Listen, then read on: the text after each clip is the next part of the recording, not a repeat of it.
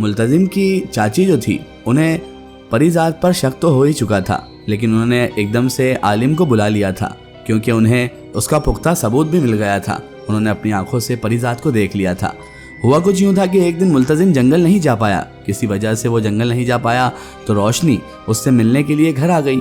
और उस दिन मुल्तजिम का कमरे का दरवाज़ा खुला ही था और ये दोनों मोहब्बत की रंगरलियों में इस तरह से मशगूल थे कि इन्हें मालूम ही नहीं चला कि कोई इन्हें भी देख रहा है। अचानक चाची की गुर्राटेदार आवाज़ आई, तो ये है वो चुड़ैल जिसके चक्कर में तूने ये सब किया है। जैसे ही मुल्तजिम ने अपनी चाची की आवाज़ सुनी तो रोशनी और दोनों वो खड़े हो गए और अचानक दोनों ही खौफजदा हो गए। रोशनी तो अपने तिलिस्म से वहाँ से गायब हो गई, लेकिन रोशनी ये नहीं जानती थी कि उसकी चाची को नहीं पता है कि वो एक परीजात है और इस तरह से उसका गायब होना चाची को हैरान और परेशान कर गया। चाची बेसाख्ता वहीं पर गिरकर बेहोश हो गई। उसके बाद मुल्तजिम ने ही चाचा को आवाज़ लगाई और चाची के बेहोश होने का झूठ बोलकर मुल्तजिम कमरे में बंद हो गया। बहरहाल चाची ने चाचा को तो कुछ नहीं बताया क्योंकि चाची को खुद समझ नहीं आ रहा था कि आखिर मुल्तजिम ये किन चक्करों में पड़ गया है। मुल्तजिम का किससे ये क्या चक्कर चल रहा है जो एकदम से वो गायब हो गई।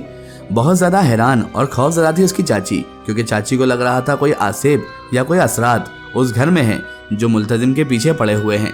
मुल्तजिम को इतना तो मालूम पड़ चुका था कि चाची को परीजात दिख गई है, लेकिन उसने भी चाची को कुछ ना बताया और वो आजकल चुपचाप रहने लगा था। चाची को ये लगा कि मुल्तजिम पर असरात हो चुके हैं या फिर मुल्तजिम के पीछे कोई आत्मा वगैरह लग गई है, कोई असरात वगैरह लग गए हैं। इसी वजह से उन्होंने पास ही की मस्जिद के इमाम साहब को सारी बातें बता दी और उन्हें अपने घर ले आई। वो आमिल भी थे और आलिम भी थे, इसी वजह से उन्होंने इस काम में हाथ डालने की सोच ली थी।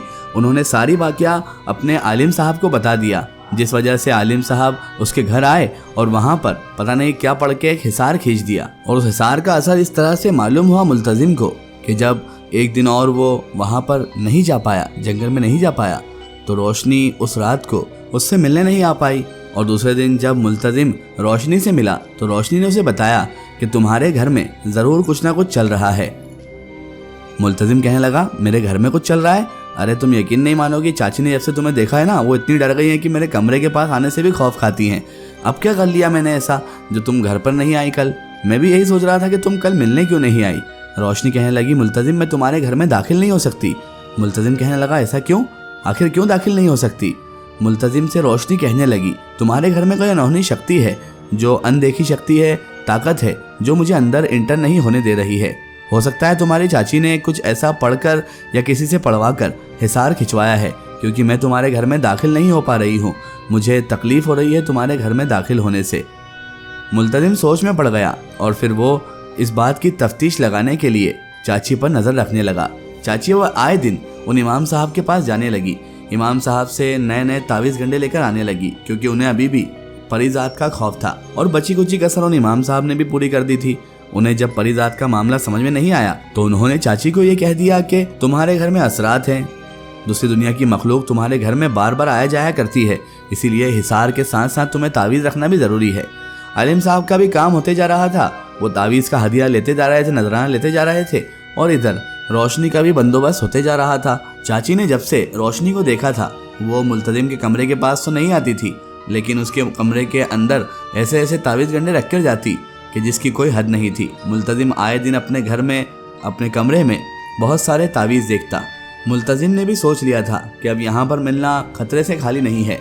हो ना हो किसी दिन अगर चाची ने फिर से देख लिया रोशनी को तो कुछ ऐसा बंदोबस्त ना करवा दे जिससे मैं रोशनी से मिल ही ना पाऊँ। इसीलिए मुल्तजिम ने भी सोच लिया था कि जंगल में मिलना ही ठीक होगा। अब वो रोज़ जंगल में मिलने लगा, लेकिन चाची का जो वहम था, जो शक था, वो मुल्तजिम का पीछा नहीं छोड़ रहा था। अब वो मुल्तजिम पर दिन रात नज़र रखने लगी। मुल्तजिम कहाँ जाता है, कहाँ आता है, सब देखने लगी। और रात को मुल्तजिम को घर से बाहर होते हुए भी देख लिया करती थी। लेकिन मुल्तजिम पर भी मोहब्बत का भूत सवार था। मुल्तजिम भी मोहब्बत में इस तरह मगन हो चुका था कि उसे सच और झूठ, परीजात, आदमजात, यहाँ तक कि अपने घर बार का भी कोई परवाह, कोई फिक्र नहीं थी। बस वो तो एक ही धुन सवार होती थी कि रोशनी से मिलना है, मतलब मिलना है। रोज़ रात को वो दोनों मिलते और अपनी मोहब्बत के गुनगान गाते रहते, अपनी मोहब्बत को परवान देते रहते। और इस तरह ही दिन महीनों में, महीने साल में तब्दील हो गए। 1 साल हो चुका था रोशनी और मुल्तजिम को। इन 1 साल में ना जाने कितनी बार मुल्तजिम और रोशनी वो काम भी कर चुके थे जो उन्हें नहीं करना चाहिए था। وہ انسانی اور پری ذات دونوں کی حدود کو پار کر گئے تھے اور دو جسم ایک جان ہو چکے تھے۔ حالانکہ ان کے رشتے کا کوئی انت نہیں تھا، نہ ہی کوئی آگے جا کے مستقبل تھا، یعنی کوئی فیوچر تھا، لیکن پھر بھی یہ دونوں باز نہیں آ رہے تھے اپنی محبت سے، اور اب یہ اتنے آگے نکل چکے تھے کہ اب وہاں سے واپس لوٹ کر آنا ناممکن سا تھا۔ ادھر چاچی نے ملتزم کے کمرے میں اتنے تعویذ گنڈے کر دیے تھے کہ اب پری ذات تو بہت دور کی بات، ملتزم خود وہاں رہنے کے قابل نہیں بچا تھا۔ آج کل وہ دوسرے کمرے میں سو رہا تھا، جو سٹور روم تھا وہیں پر اس نے اپنا بستر لگا لیا تھا اور وہیں پر وہ آرام کرتا تھا اور سو جایا کرتا تھا۔